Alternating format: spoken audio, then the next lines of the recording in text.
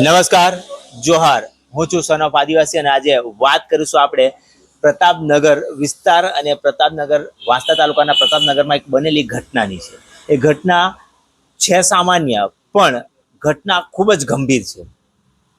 ઘટના કહીએ કે પછી એક સ્કેમ કહીએ, જે કાયદાકીય રીતે કરાતો સ્કેમ છે. સંપૂર્ણ કાગળ સાથે કરાતો સ્કેમ છે. આદિવાસી વિસ્તારના વાલીઓ છે, બાળકો શાળામાં ભણે છે અને શાળામાં એક એક્ઝામ લેવામાં આવે છે અને સામાજિક જ્ઞાનની પરીક્ષા લેવામાં આવે છે અને એમાં પાસ થયા બાદ એમને ગિફ્ટ લેવા માટે બીજી જગ્યાએ બીજા ગામમાં બોલાવવામાં આવે છે. વાલીને ફોન કરવામાં આવે છે કે તમારા બાળકનો પ્રથમ નંબર આવ્યો છે અને ત્યારબાદ કહેવામાં આવે છે કે તમે વાલી સાથે ફેમિલી સાથે આવજો, પણ બાળકને નહીં લાવતા તમને ગિફ્ટ અને સર્ટિફિકેટ તમને આપવામાં આવશે. આ સ્કેમ પ્રતાપનગર હાઈસ્કૂલમાંથી શરૂ થયો છે. પ્રતાપનગર હાઈસ્કૂલમાં એક્ઝામ લેવામાં આવી અને ત્યારબાદ ચાપલદરા સ્વામિનારાયણ મંદિરની એક વાડીમાં છે, એ વાડીમાં બેંકના જે કર્મચારીઓ છે એમના દ્વારા બોલાવવામાં આવ્યા. એ વાલી જે આપણી સાથે છે એમની સાથે વાત કરીએ. એ જ શાળામાં ભણે છે, એમના બાળકે એક્ઝામ આપી હતી, એમને સર્ટિફિકેટ આપવાના બહાને બોલાવ્યા હતા અને શું ઘટના છે એમની પાસે જાણીએ આપણે. તમારું નામ? મહેન્દ્રભાઈ. મહેન્દ્રભાઈ, તમે કઈ રીતે કહી શકો કે આ એક જે લાઈફ બેંકનું જે છે સર્ટિફિકેટ તમને આપવામાં આવ્યું, તમારા બાળકે એક્ઝામ આપી, તમે કહો છો કે આ સ્કેમ છે ને વીમો કરાવે, શું છે ઘટના? હવે એકચ્યુઅલી બાળકે એક્ઝામ આપેલી, આપણને કોઈ આઈડિયા હતી નહીં, પણ બાળક આ ફોન આવ્યો પછી મારું છોકરું મારે જોડે હતું. મેં છોકરાને પૂછ્યું, તમારી સ્કૂલમાં એવી રીતના તો કોઈ એક્ઝામ લેવામાં આવી હતી? તો હા પપ્પા, સામાન્ય જ્ઞાનની એક્ઝામ લેવામાં આવી હતી, પણ તેમાં મારું નામ, પપ્પાનું નામને મોબાઈલ નંબર લખી આપીને ટીક કરી આપવાનું હતું.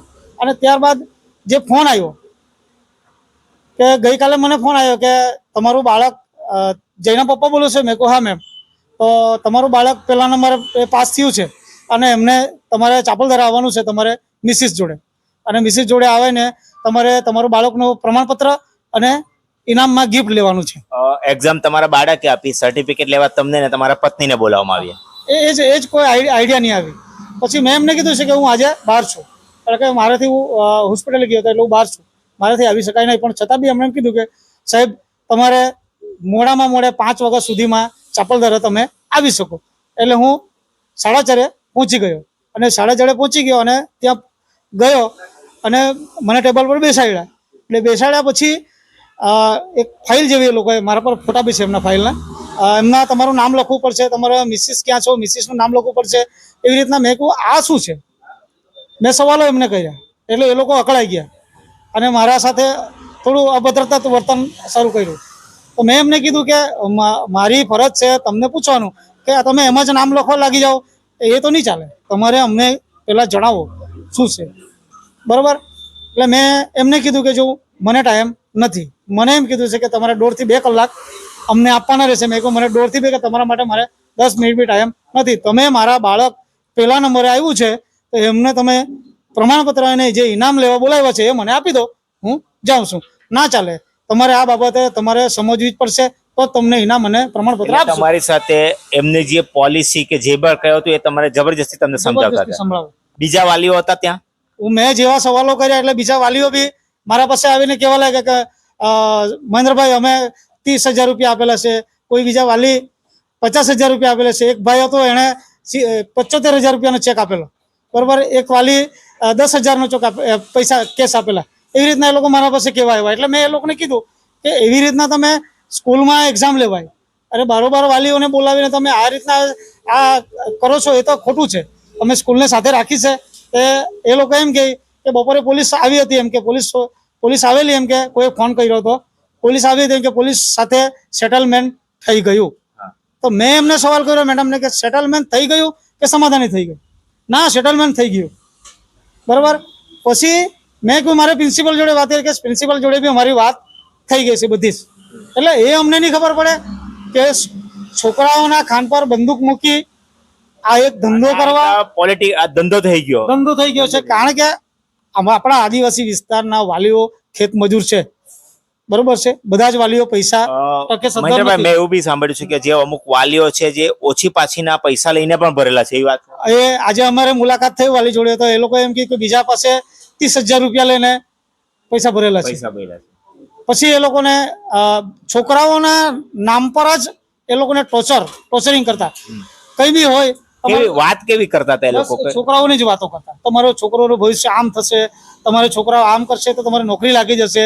તો મેં યાર કહેવાનું છે કે આ પ્રમાણપત્ર છે, બરોબર, આ પ્રમાણપત્ર થ્રુ મારા છોકરાને ક્યાં નોકરી લાગશે? પ્રમાણપત્ર તમને બતાવું છું. આ પ્રમાણપત્રના નામ ઉપર નોકરી લાગી જશે. અને જે એમને હેરેસમેન્ટ કરવામાં આવતું હતું વાલીઓને, એ કોઈકની સાથે મેં વાત કરી, એમાં એમ પણ સાંભળ્યું કે 3 લાખથી શરૂઆત કરે ને છેલ્લે એમણે 10,000 ભરવા મજબૂર કરી દીધા. કોઈકને 30,000 ભરવા મજબૂર કર્યા, કોઈકને લાખ રૂપિયા મજબૂર કરી દીધા. એમને પૂછતા છે કે તમે શું કરો છો, નોકરી કરો છો? એને એ પ્રમાણે ટ્રીટ કરતા હતા. પણ જે પણ વાલી આવ્યા હતા એમને કંઈક ને કંઈક રીતે વીમો પોલિસી ખોલાવીને ત્યાંથી જવા દેવા એ એમનો ટાર્ગેટ હતો.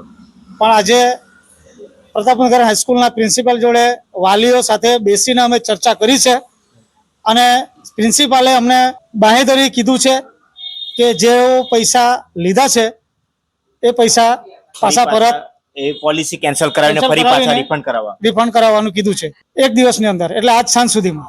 બરોબર, જો આજ સાંજ સુધીમાં પૈસા રિકવર નહીં કરે તો અમે કાયદેસરની કાર્યવાહી કરવાના છે. કારણ કે અમારા આદિવાસી સમાજના બાળકોના એમના વાલીઓ ખેત મજૂરી કરીને જે પૈસાઓ બીજા પરથી લઈને બી પૈસા ભર્યા છે, અમે કદાપી ચલાવી લેવાના નથી. પ્રિન્સિપાલ જોડે બી વાત થઈ છે કે આવું બીજી વાર કોઈક વાર બી આવું થાય એ અમે ચલાવી લઈશું ને. હવે પછી કઈ બી એવી એક્ઝામ લે તો તમે એમને જોડે વાત કરો, પછી ડાયરેક્ટ વાયા વાલીઓને ફોન કરીને બોલાવી લે. એમાં પ્રિન્સિપાલને બી અમે કીધું છે કે એ લોકોએ પ્રિન્સિપાલનું કહે છે કે અમે પ્રિન્સિપાલ જોડે બી અમારી ચર્ચા થઈ ગઈ છે. એટલે અમારે એમ લાગે એ લોકોએ બાળકોના ખભે બંદૂક મૂકી ને પોતાનો બેંકનો જે પણ બિઝનેસ હતો એ બિઝનેસ કરી નાખ્યો. એટલે આ ઘટના વર્ષો પહેલા પણ આવું થતું હતું. ટેલિફોન ડબ્બા હતા, ત્યાં ફોન કરતા કે તમારો નંબર સિલેક્ટ થયો છે અને તમે આ હોલમાં ફલાણી જગ્યાએ આવી જાઓ, અને ત્યારબાદ તમને ગિફ્ટ આપવાના નામે સમજાવવામાં આવતું. પણ હવે તે જૂની સ્કીમ થઈ ગઈ. હવે નવી સ્કીમ છે એમની, અને એ નવી સ્કીમ પ્રમાણે અત્યારે બાળકોના ખભે એક્ઝામ લઈ અને બાળકોના ખભે બંદૂક મૂકીને વાલીને બોલાવવામાં આવે છે અને એમની પાસે વીમો પોલિસી ઉતરાવવામાં આવે છે. આ કેટલું યોગ્ય કહેવાય? શું કહેશો મને?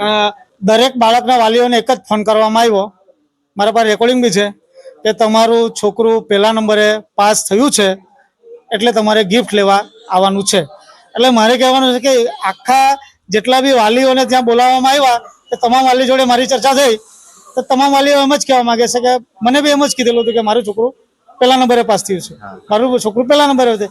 તો આટલા છોકરાઓમાં આજ સુધી હું પહેલાથી 12મા ધોરણ સુધી ભણ્યો છું, પણ મને એમ નથી કે મારા ક્લાસમાં મેં 20 છોકરાઓ કે 50 છોકરાઓ છે તો બધાને પહેલો નંબર આવી ગયો. કેટલા વાલીઓ આવ્યા હશે તમને અંદાજો બહુ આઈડિયા નથી, કારણ કે હું 4:30 જેવો પહોંચ્યો હતો. પણ આજે જે વાલીઓ જોડે જે મુલાકાત થઈ તેમાં લોકો 5 થી 6 વાલીઓ એવા છે કે એ લોકો આવી રીતના સવારથી સાંજ સુધીમાં કેટલા 50, 60, 70, 100 એ બહુ આઈડિયા નથી, કારણ કે 2-3 દિવસથી આ કેમ્પ ત્યાં ચાલતો છે. આવો મને આજે માહિતી મળી કે 2-3 દિવસથી ત્યાં એવી રીતના સ્કેમ પેલું ચાલતું છે કેમ્પ. હા, અને આજે વાલી જે 75,000 ચેક જે આપેલો એ આપણે ધોલીકુવા સ્કૂલમાં જે છોકરું ભણતું ત્યાંના વાલીએ. એટલે મને એવું લાગતું છે કે આણે આવા દરેક સ્કૂલમાં આ વસ્તુ ચાલતું છે. તો તમામ વાલીઓને મારે વિનંતી છે કે તમે પહેલા ફોન આવે તો તમારા સ્કૂલના પ્રિન્સિપાલ જોડે કોન્ટેક્ટ કરો. તમે તાત્કાલિક પહોંચી નહીં જાઓ. આવી રીતના તમારું બાળકોનું નામ લે, તમારું માઇન્ડ વોશ કરે કે કંઈ બી કરે, પણ એવી રીતના તમે ફસાઈને જાઓ. પૂરેપૂરી માહિતી લેવો પહેલાં, બરોબર છે? આપણે ગરીબો છીએ, આપણે ગમે જેમ ખેત મજૂરી કરીને પૈસા ભેગા કરવાના, એમ જ 50,000 કે એમ જ 75,000 ભેગા નથી થઈ જતા. એટલે તમામ વાલીઓને મારી ખાસ વિનંતી કે આવી રીતના કોઈ ફોન આવે તો તમે દોડી નહીં જતા, તમારા પ્રિન્સિપાલને જોડે ચર્ચા કરો. આવી રીતના ફોન આવ્યો છે પછી તમે એના પાછળ તમારા પૈસા છે, આપણે એમ નથી કહેતા કે તમે સ્વેચ્છાએ જેને કરવું એ કરી શકે. પણ જે ગરીબ જે છે, જેને લાગે છે કે હું સક્ષમ નથી, ભરી નથી શકતો, બરાબર, અને જે તે લોકો ઇમોશનલી કરીને તમારી પાસે બાળકના નામે પૈસા અને વીમો પોલિસી કરાવે છે, એ કદાપી કરતા નહીં. કારણ કે આવનાર સમયમાં તમારી ઇન્કમ પ્રમાણે તમારે પોલિસી કરવાની હોય છે, ન કે દેખાદેખીમાં, ન કે કોઈના કહેવાથી આ પોલિસી. કારણ કે તમારા પૈસા ડૂબશે, એ પાછા કોઈ દિવસ આવવાના નથી. હવે આ ઘણા કિસ્સા જે છે, એટલે વાલીઓ સાવચેતી રાખીને આ સ્કૂલના નામ ઉપર થતા કેમ્પ અને સ્કૂલના નામે જે રીતે વેપાર થાય છે એનાથી ચેતવા મહેન્દ્રભાઈ પણ કહે છે અને જીજે દેશી ન્યૂઝ પણ કહે છે.